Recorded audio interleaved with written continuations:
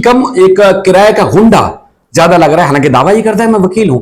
कैसा वकील, कौन वकील भाई? कोई वकील वकील के बारे में ऐसी कोई बात करता है? करो और अदालत में साबित करो ना वो निर्दोष है। अदालत में साबित करो कि वो उसने जुर्म नहीं किया। अदालत में साबित करो जी भारत के कानून में ये लिखा हुआ है कि बच्चे किसी और के हैं और मजहब उनका कोई और है और किसी और धर्म में किसी और जो है मुल्क में रह के किसी और की औलाद बन के रह सकते हैं। करोगे या बैठ के धमकियां लगाओगे कि हम यूं कर देंगे, यूं कर देंगे, यूं कर देंगे? कोई बोलने वाला नहीं है, तो इसलिए फिर जो भी आएगा चप्पड़ चप्पड़ चप्पड़ चप्पड़ करते रहोगे। अपने आप को वकील कहते हो भाई, इसलिए तो हम तुम्हें कहते हैं कि तुम किराए के टट्टू हो। इसके अलावा तुम्हारे पास कुछ नहीं है। अगर हिम्मत है तो सामने बैठ के हमसे बात करो। कह रहा है कि अरे सचिन ने तेरी ऐसी बैंड बजाई है ना कोर्ट के अंदर कि तू खून के आंसू रो रहा है, खून के आंसू। तेरी सारी हकड़ी निकाल दी है सचिन ने, समझा? तुझे एक्सपोज किया है माननीय अदालत के सामने, और इसीलिए माननीय अदालत ने सचिन को जो है वहां पे जो है डांट फटकार लगी थी। और तुझे भी उतनी डांट लगी थी जितनी सचिन को डांट लगी थी।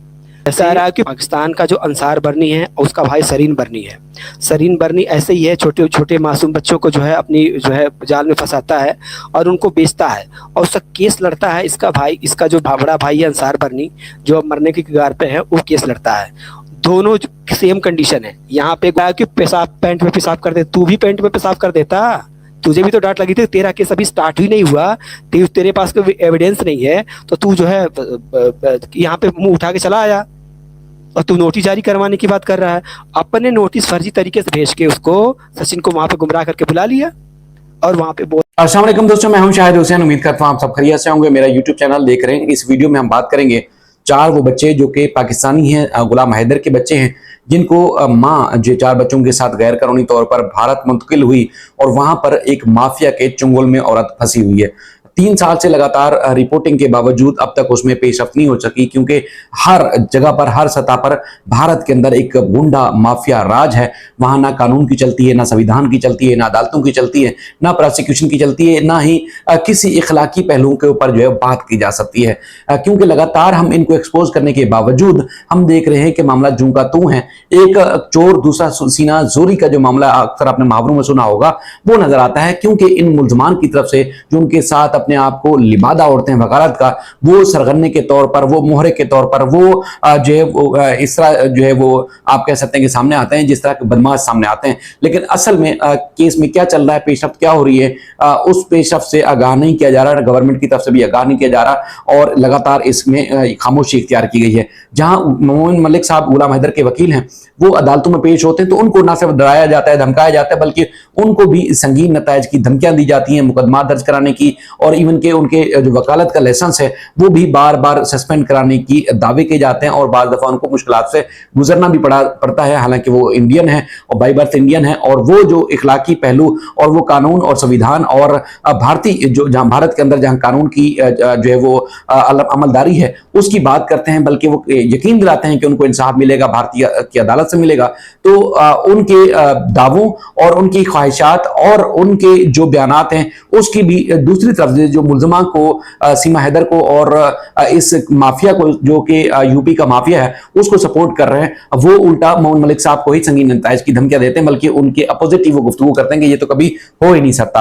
अच्छा, चूंकि इस मामले में हम लगातार बात करते हैं, लेकिन वहां जब इस केस से हमारा वास्ता पड़ता है तो हम जब दूसरी चीजों पर नजर रखते हैं कि भारत में क्या चल रहा है, तो वहां पर गुंडागर्दी, माफिया और इसी तरह के ही अनासर नजर आते हैं, जहां पर जो है वो इखलाकी पहलू से हटके बहुत सारी नेगेटिव, मनफी जो है वो बातें सामने आती हैं, जिसमें बंदा सर पकड़ के बैठ जाता है कि आजकल के जदीद दौर में भी क्या भारत के अंदर इस तरह का होता होगा। जी हाँ, बिल्कुल ऐसा ही हो रहा है, क्योंकि भारत के कई इलाके ऐसे हैं जहां जो है वो कानून की अमलदारी नहीं है। वहां पर फोर्सेस और जो इनकी भगवा आतंकवादी टाइप के जो लोग हैं वहां पर वो छाए हुए हैं, और वहां पर कानून और पुलिस और दीगर जो इदारे हैं, हुकूमत, वहां उनकी बिल्कुल कायम नहीं है। दूसरी तरफ जहालत की इंतहा ऐसे है कि उनकी जिस तरह की वो मजहबी अपनी जो उनकी धार्मिक रसूमात हैं वो अदा करते हैं, उससे भी सर पकड़ के बैठ जाता है। लेकिन उससे भी खौफनाक अमल यह है कि एक तरफ जब बरसात होती है, सैलाब आता है, पानी आता है, घरों के घर तबाह हो जाते हैं, तो वहां पर यह भी आता है कि भारत के कई इलाके ऐसे हैं जहां पर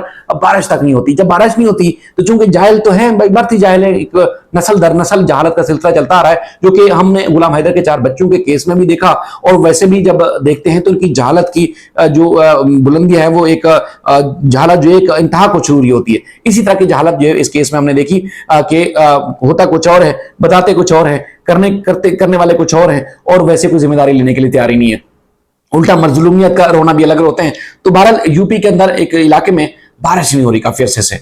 अब बारिश नहीं हो रही तो उसमें करना क्या है? ये जो आप तस्वीर देख रहे हैं, ये कोई ऐसा नहीं है कि किसी दूल्हा दुल्हन को बिठाया जाएगा और इन गधा गधी को सजाकर जो है वो लाया गया है, बल्कि इन गधों को सजा के इसलिए लाया गया है, जो तस्वीर में आप देख रहे हैं, कि इनकी आपस में शादी कराई जाए। और शादी करा दी गई है कि बारिश हो, क्योंकि बारिश नहीं आ रही तो वहां कहत पड़ जाती है, वहां गर्मी और दीगर जो माल मवेशी के साथ साथ जो चारे और जमीन के ऊपर जो ज़राअत होती है, जो एग्रीकल्चर होता है, वो बहुत ज्यादा मुतासर होता है। तो अब बारिश हो तो उस बारिश की आमद के लिए मन्नत मांगी जाती है और इस तरह की चीजें की जाती हैं, जो आपने तस्वीर में देखा कि गधों की शादी कराई जाएगी ताकि वो बारिश बरसे और जो उनके अंदर जो परेशानी है, मुश्किलात है बारिश ना होने की वजह से, पानी की किल्लत होने की वजह से, तो वो किल्लत पूरी की जाए। अब इनकी सोच का लेवल, इनकी अकल और जदीद टेक्नोलॉजी जदीद दौर में होने के बावजूद इस तरह की गलाजत आप देखें कि ये उन्हीं यूपी के अंदर मिलेगा जहां पर सीमा और उसके 4 बच्चे जो है कैद हैं और उस कैद से छुड़वाने के लिए इस वक्त तक कोई इदारा, कोई गवर्नमेंट का कोई भी जो डिपार्टमेंट है वो सामने नहीं आ रहा। तो आप अंदाजा लगा सकते हैं कि किस तरह की इनकी सोच है। तो दोस्तों दूसरी तरफ ये है कि तवील अरसे से जब ये केस चल रहा है, हमें पता है कि वो मुसलमानों के दुश्मन है। हमें पता है कि जो सीमा हैदर को सपोर्ट जो कर रहे हैं, चाहे वो उनके चेले चपाटे हैं या एपी सिंह है, हमें पता है कि वो किसी के दोस्त नहीं है। जहां पर उनको फेम होने को मिलेगा, जहां उनकी पब्लिसिटी होगी, जहां उनको लगेगा कि किसी न किसी तरीके से पैसा बटोर सकते हैं, तो वो इंसान तवील अरसे से हम उसको मॉनिटर कर रहे हैं, वो कूद पड़ता है। माजी में भी कई केसेस में कूदा और इस केस में भी इसी तरह कूदा। इसी तरह अब गुंडागर्दी बदमाशी के साथ साथ जब वो खुद सामने नहीं आता तो अपने चेले चपाटों को छोड़ देता है। और चेले चमाटे ये नहीं कहते जी भारत का दस्तूर बड़ा जो है वो दुनिया का नंबर 1 है, जिस तरह कहते हैं जी इकोनॉमी हमारी बहुत बेहतरीन है, तो इसी तरह ये नहीं कह सकते कि हमारी जो एजुकेशन, हमारी महारत, हमारे इखलाकियात, हमारी हर लिहाज से जो हम मजबूत तरीन नेशन है, ये कभी नहीं कहते। वो हमेशा कहते हैं यहाँ गुंडागर्दी है या बदमाशी है, हम यूं कर सकते हैं, यूं कर सकते हैं, यूं कर सकते हैं। जो इस केस में अगर आवाज भी उठाने की कोशिश करता है तो उसको भी संगीन नताज की धमकियां दी जाती हैं। पिछले कई दिनों से चूंकि हम रिपोर्ट नहीं कर रहे थे, खामोशी हो जाती है, इसलिए कि अदालतों में महीनों महीनों की डेट मिलती है और फिर अगर आपने गुफ्तगू करनी है, सुननी है, तो फिर इसी तरह के जाहिल लोगों को के मुंह लगना पड़ेगा, जिनका मुंह खुलता है तो सिर्फ और सिर्फ गंद बाहर आता है। इसके अलावा कुछ और उनसे कोई तवक्को की नहीं जाती कि हाँ वो यकीन दिलाएं जी बिल्कुल भारत के अंदर अगर गलती से जानबूझकर या किसी भी वजह से कुछ हो गया है तो फैसला होगा मेरिट पे, फैसला होगा इंसाफ के साथ, फैसला होगा कानून और आइन को, उनका जो दस्तूर है, उनका जो निजाम है, उस निजाम के मुताबिक होगा। ये कभी नहीं कहेगा। वो मोमिन मलिक साहब कहते हैं जी निजाम, इंसाफ, संविधान, इखलाकियात, हर पहलू के ऊपर जो वो इंसाफ होगा, कभी किसी के साथ ना इंसाफी नहीं होगी। और ये शख्स जो कि एपी सिंह का चेला है, जो अपने आप को वकील कहता है, जो सबसे बड़ा अपने आप को गुंडा, क्योंकि मुख्तलिफ जगहों पर हमने देखा है मुख्तलिफ स्टाइल से, मुख्तलिफ तरीकों से, मुख्तलिफ लोगों से राब्ते करके, तो ये गुंडा राज है जिसमें लगता है कि ना तो पुलिस की मां चलती है, ना ही जो है वो प्रोसिक्यूशन की चलती है, ना जजेस की, कानून की और उनकी अदालतों के फैसले की चलती है, चलता है इनका गुंडा का राज। तो वो गुंडे होने का जो वो सबूत पेश करता है। कहीं नहीं सुना तो जरा ये सुनिए, क्योंकि मोहन मलिक साहब ने गुज़िश्ता कुछ दिन पहले जो है वो मुझसे लाइव किया मेरे साथ और जो केस के जो फैक्ट्स थे वो बताया। अब एक वकील जो कि वकील के साथ अगर कोई ऊंची आवाज में कोई क्लाइंट भी बात कर देता है बाज दफा, तो जजेस उस क्लाइंट को, उस जो प्राइवेट पर्सन होता है उसकी झाड़ पिला देते हैं। कभी वकील के खिलाफ कोई बात नहीं सुनते पाकिस्तान में। तो मैं रह रहे कि मुझे भी अंदाजा हो गया, एक अरसे से अदालतों की रिपोर्टिंग करता हूं, तो ये कह रहे नहीं, उल्टा एपी सिंह जो सचिन है, सचिन की वहां पर मोहन मलिक साहब की झाड़ पिला दी, मोहन मलिक साहब को बेइज्जत कर दिया जज ने। यार बड़ी अजीब सूरत हाल है। तो बहरहाल जो कुछ भी पता चला है इस केस में कि उस दिन 21 जुलाई को सचिन के साथ कोर्ट में हुआ क्या और जज ने किस तरह झाड़ पिलाई, किस तरह इसने बदतमीजी की, किस तरह जो है इसके खिलाफ कानूनी एक्शन होगा, वो अदालत में हुआ, उससे मोहन मलिक साहब ने किसी को नहीं बताया। अभी तक कोई चीज ऐसी पब्लिक नहीं की, बल्कि जो हमारी गुफ्तगू हुई वो भी उन्होंने फॉर्मल अंदाज में बताया कि कुछ इस तरह, लेकिन जो बातें बता रहा है वो ये शख्स बता रहा है और बदतमीजी भी ये कर रहा है और ये कह रहा है जी मोहन मलिक की झाड़ पिला दी और इस टटपुंजी इंसान की वजह से, जिसका ना घर है ना बाहर है। और बल्कि अगर ये जो अवैध नारायण है अपने आप को बड़ा एक चैंपियन आदमी समझता है, भाई जाति पाति के जो मामला आते हैं वो तुम्हारे यहाँ है, तुम जरा उसके साथ बैठ के, उसके घर में बैठ के खाना खा सकते हो, उसके गिलास में पानी पी सकते हो। अगर तुम ऊंची जात के और वो नीची जात का है, वो तो है ही नीची जात का, सब तुम कहते हो उसके घर में कोई पानी नहीं पीता, तो उसको तुम चैंपियन बना के पेश करते हो। क्या? क्योंकि वो मुसलमानों के खिलाफ उसको तुम लोग इस्तेमाल कर रहे हो और इसलिए तुम बैठ के वहां चैंपियन बने हो। तो जरा इसकी गुफ्तगू सुने कि एक वकील दूसरे वकील के बारे में, और एक वो बंदा जो एक्यूज है, पूरी वर्ल्ड क्लास एक एक्यूज है, जिसने वहां गैर कानूनी तौर पर 4 बच्चों और एक औरत को रखा हुआ है, उसको बोल रहा है कि वो तो बिल्कुल ठीक है। तो इसकी गुफ्तगू सुनिएगा। को बदनाम क्यों करेंगे ये बताओ? बदनाम तो तुमने कर दिया, और तू कह रहा है कि वहां पे, अरे सचिन ने तेरी ऐसी बैंड बजाई है ना कोर्ट के अंदर कि तू खून के आंसू रो रहा है, खून के आंसू। तेरी सारी हकड़ी निकाल दी है सचिन ने, समझा? तुझे एक्सपोज किया है माननीय अदालत के सामने, और इसीलिए माननीय अदालत ने सचिन को जो है वहां पे जो है डांट फटकार लगी थी, और तुझे भी उतनी डांट लगी थी जितनी सचिन को डांट लगी थी। कह रहा है कि पेशाब पैंट में पेशाब कर दे, तू भी पैंट में पेशाब कर देता, तुझे भी तो डांट लगी थी। तेरा केस अभी स्टार्ट ही नहीं हुआ, तेरे पास कोई एविडेंस नहीं है, तो तू जो है यहाँ पे मुंह उठा के चला आया, और तू नोटिस जारी करवाने की बात कर रहा है। अपने नोटिस फर्जी तरीके से भेज के उसको, सचिन को वहां पे गुमराह करके बुला लिया, और वहां पे बोल रहा है कि जो है मतलब जो है ये वैसे चला आया था, वैसे चला आया था। वो तो जाएगा ना, तेरी बैंड बजाया कायदे से। अब तू कह रहा है कि मैंने बहुत बड़ी लीगल एक्शन ली है। तेरे खिलाफ भी लीगल एक्शन हम लोगों ने ले ली है। तेरे खिलाफ भी आज हमने सूरत कोर्ट में जो है एक नया केस दाखिल किया है। समझे बेवड़े, समझे गुंडा, तहसील के छपरी टाइप का। तुझे सीरियस लेता कौन है? तू तो एक फर्जी टाइप का वकील है, 2 बार तेरा लाइसेंस कैंसिल होगा। ठीक है, अब गुफ्तगू सुनिए। ये वकील है, अपने आपको वकील कहता है। अब वकील कम एक किराए का गुंडा ज्यादा लग रहा है, हालांकि दावा ही करता है मैं वकील हूं। कैसा वकील, कौन वकील भाई? कोई वकील के बारे में ऐसी कोई बात करता है? और ये पता चले, ठीक है जी, आप उस केस की पैरवी कर रहे होगे, ठीक है, आप करो, अदालत में साबित करो ना वो निर्दोष है, अदालत में साबित करो कि वो उसने जुर्म नहीं किया, अदालत में साबित करो जी भारत के कानून में ये लिखा हुआ है कि बच्चे किसी और के हैं और मजहब उनका कोई और है, और किसी और धर्म में, किसी और जो है मुल्क में रह के किसी और की औलाद बन के रह सकते हैं। क्या किसी भारत के दस्तूर में, कानून में, उनके संविधान में ऐसा कोई पहले से कोई मिसाल मौजूद है, कोई एग्जाम्पल है इससे पहले? अगर है तो उससे साबित करोगे, या बैठ के धमकियां लगाओगे कि हम यूं कर देंगे, यूं कर देंगे, यूं कर देंगे? कोई बोलने वाला नहीं है, तो इसलिए फिर जो भी आएगा चपड़ चपड़ चपड़ चपड़ करते रहोगे। अपने आप को वकील कहते हो भाई, इसलिए तो हम तुम्हें कहते हैं कि तुम किराए के टट्टू हो, इसके अलावा तुम्हारे पास कुछ नहीं है। अगर हिम्मत है तो सामने बैठ के हमसे बात करो। मोहन मल्लिक क्यों धमकियां लगाते हो?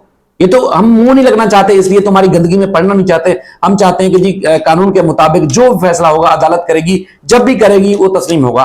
लेकिन ये क्या तमाशा लगा रखा है तुम लोगों ने? तो इसलिए तुम्हारा इंडियन का दोगलापन जो है ना, वो पूरी दुनिया में एक्सपोज होता है। फिर कहीं तुम लोग मुंह दिखाने के काबिल नहीं होते। अगर वाकई एक सिंपैथी के साथ, वाकई एक इंसान होने के साथ साथ इंसानियत का सबूत देते ना, तो वहां तुम्हारी लोग तारीफ करते। तो इसका दूसरा क्लिप सुनिए जरा। ताकत की वजह से जो है, और इसको केस लड़के उसको बचाता है।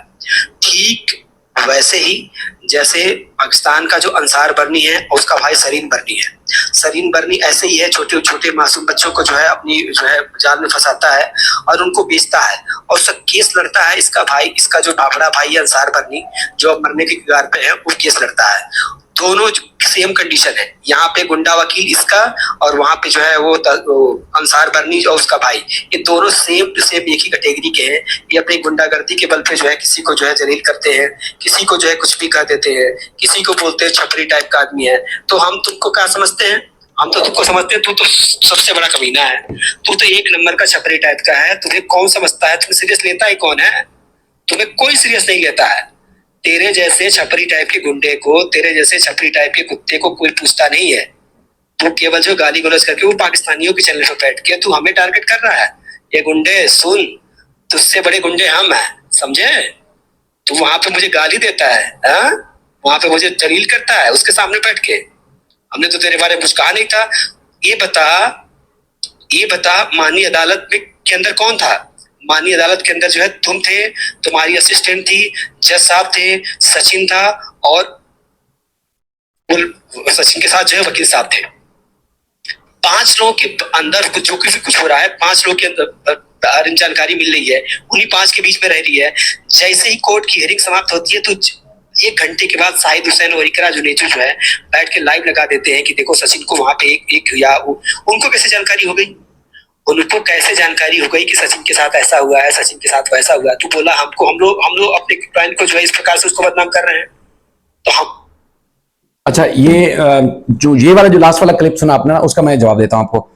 ये है कि सारन बर्नी के ऊपर जो इल्जामात हैं, जो अंसार बर्नी साहब के भाई हैं, वो इस किस्म के इल्जामात हैं जिनको एपी सिंह सपोर्ट कर रहा है, इस किस्म के इल्जामात हैं जिसको अवैध नारायण सपोर्ट कर रहा है, इस किस्म के इल्जामात हैं जिसको जो है वो यहाँ पे योगी आदित्यनाथ कर रहे हैं, यूपी के सीएम, इस किस्म के जो इल्जामात हैं जिसको अमित शाह सपोर्ट कर रहा है, इस किस्म के इल्जामात हैं जिसको जो है मोदी सरकार कर रही है, इस किस्म के इल्जामात हैं जिसमें इनकी तमाम एजेंसीज जो है सपोर्ट कर रही है, इस किस्म के इल्जामात है।